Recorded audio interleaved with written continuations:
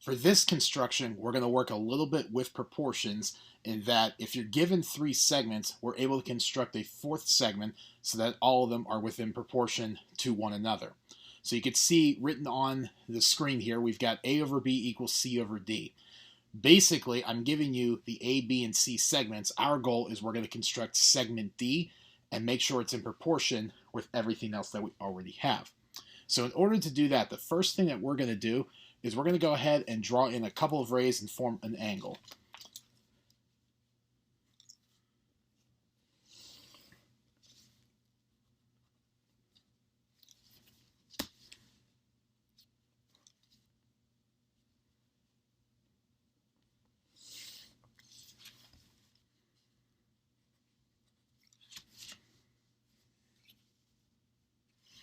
So we're going to go ahead and call this HIJ.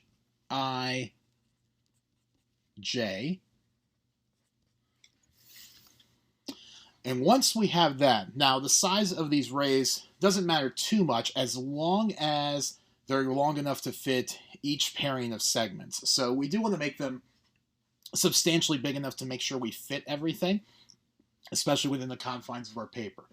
Now, where this gets important here is we want to make sure A and B stay with each other. It doesn't matter which ray they go on as long as they both stay with one another. Because what we're going to go ahead and do now is we're going to copy segments A and B together on ray IJ, and then we'll copy C to the other ray IH. So using that initial construction you learned, let's go ahead and copy these segments.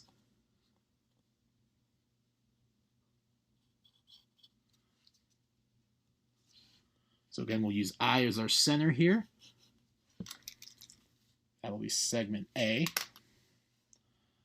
And then we're going to go ahead and do the same thing for segment B.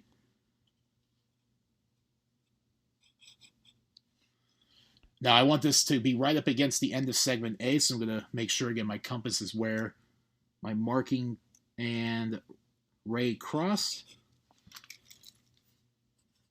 There's segment B. Now we'll go ahead and take care of segment C.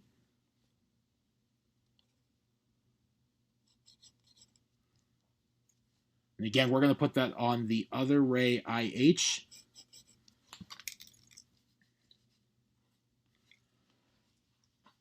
And at these points of intersection, just so we have, again, some points of reference here, I'm going to label in order R and S surrounding segment B.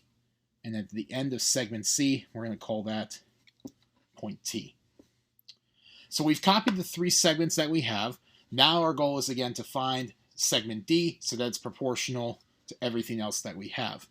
So what we're going to do from here is we are going to construct segment RT.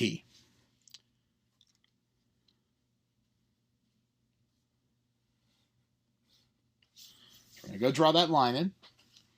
Now ultimately, what we're going to do is find another line parallel to RT, but we're going to make sure it goes through S. What that'll do is that'll extend through the other ray and allow us to find the segment D that would be proportional to everything else that we have. So kind of similar to what you did in the previous example, we're going to do some copying of angles so we can create a parallel line. So I'm going to go ahead and do that, find the angle here for TRS and copy that so that it comes off of angle S here, or point S I should say, down at the bottom.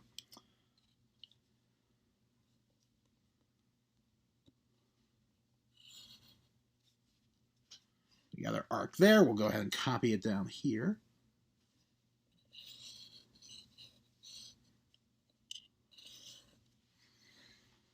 Then, as always, when copying an angle, we'll measure the width of this guy. Seems to be pretty good. We'll go ahead and make a marking.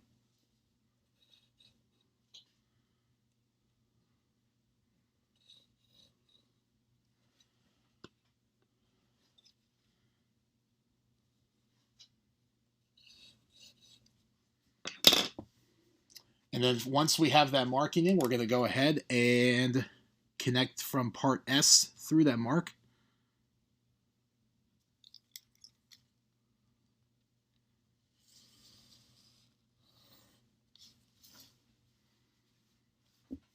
So what we have here are two lines that are parallel to one another. And with those two parallel lines, I can now say that this segment here, segment D, is proportional with everything else that we have here.